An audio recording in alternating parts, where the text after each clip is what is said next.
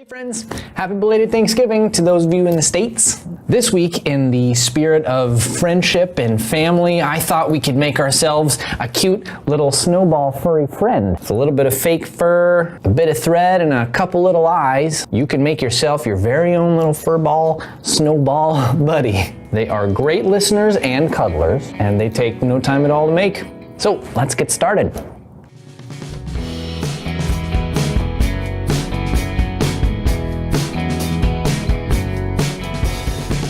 I was taking a stroll through Pinterest the other day when all of a sudden a group of little furry faces popped out at me and said, "Hello, aren't we adorable?" And of course I responded with a quiet squeak. I couldn't really find any instructions on how to do it though. So here is what I did. First, as always, I collected my materials. I had this fur left over from an older project, and that was perfect. You can use any material that you find or you have, but I find that fur makes it look a lot more like a face in the end. And then we're getting our pins and our needles as well as thread. I'm going to use this heavier duty outdoor thread just because I don't want to have to think about thread breakage. And then I'm going to grab my scissors and my trusty marker. And normally I do use chalk, but this is a very light fabric. And finally, I am bringing in the eyes. These are eyes you can get at pretty much any craft store, but you know, feel free to mix it up and like use buttons or sew on little X's or really anything you can think of that could be an eye. I'm also going to use this cereal box to cut out the pattern for the fabric, but the cereal box is admittedly optional. So first we got to figure out what shape we're going to cut out of the fabric. I looked up how to sew a ball, and I particularly liked this tutorial. I'll put the link to the video in the description. We're going to need 5 pieces from our fabric, 4 little archway looking things, and 1 circle for the bottom. There were no measurements in the video that I watched, so I fiddled around for a bit to get a good size. I ended up going with 4 inches tall by 3.5 inches wide.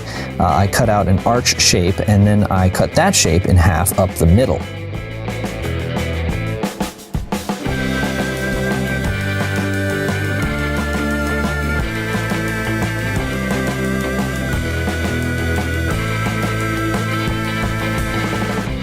Then I traced that half arch onto the cardboard again, back to back, to get a symmetrical cutout. Now to trace that onto the back of the fabric.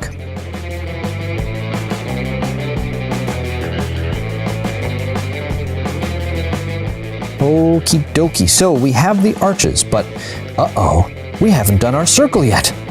So I basically just grabbed everything round that I could think of, but this cup ended up being perfect. I matched the width of the bottom of the arches with the middle of the circle on the cup, so I knew that it was going to be the right size for the bottom piece of our little furry friend. And there are all the pieces cut out. You might want to go around the edges and just kind of get any excess fluff off of there, but don't pull too hard because it could damage the fabric. And also don't toss the fluffs you pull off because those might come in handy later on. So now that everything is cleaned up, we're going to put one of the arches on top of another, fluff sides touching. So tuck the fur sticking out of the sides in there so that the edge of the back of the fabric is showing, and then pin it all up. When in doubt, pin it out. And do the same with the other 2 arch pieces. Now go ahead and sew up the sides you pinned.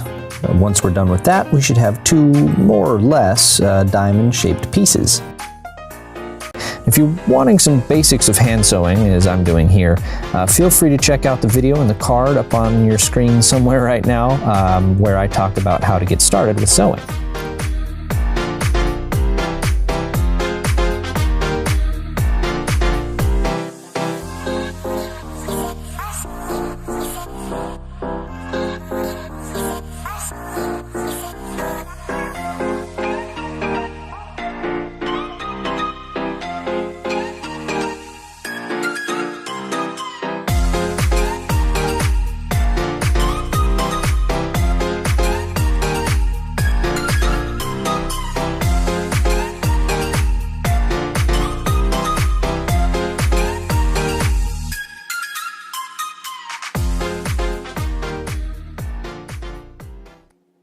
Now before we move on, let's give our new little friend the power of sight.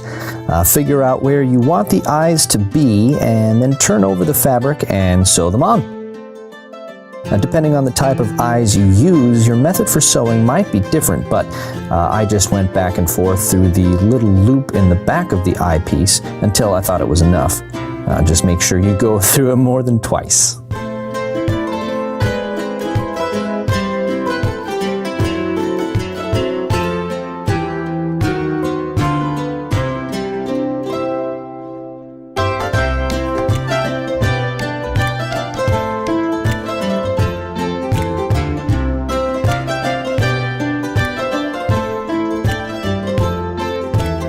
And now that our fluffy little friend can see, let's finish up sewing up their body. Plop the 2 diamond pieces, fur sides touching, onto each other, and then pin up the sides that aren't already sewn together. Except the bottom, leave that part open.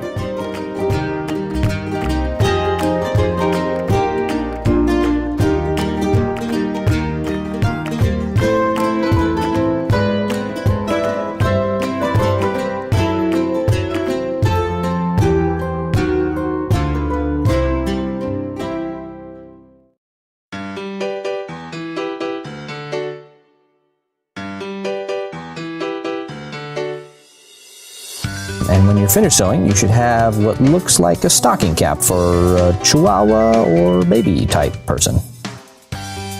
Now let's put the bottom bit on. So take the circle that you cut out earlier and do the same tucking and pinning thing you just did for the rest of the body. Go all the way around the circle except for about an inch, and then leave that space unpinned and unsewed so that we can turn it right side out later on. And when you have that all pinned together, sew it on up.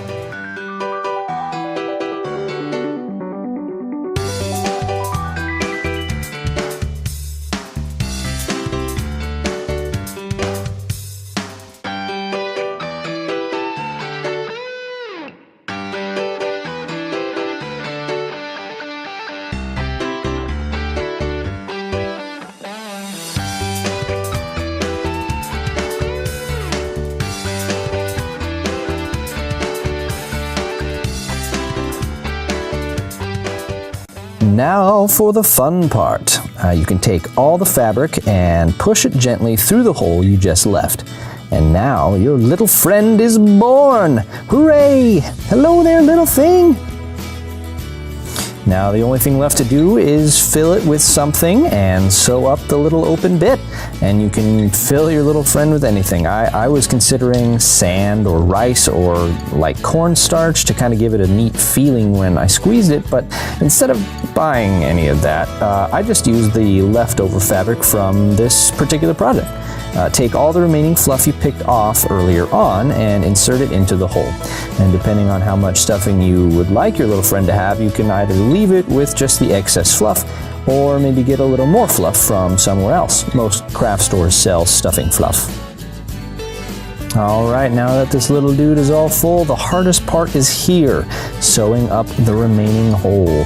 Now this was really challenging for me because the fur is long enough that I couldn't really tell where the hole was or if I was sewing up the right spots at all. And fortunately, the fur is long enough to cover up any excess stitching or strings hanging out. And so as long as you're confident you have it all sewed up, then you should be good to go.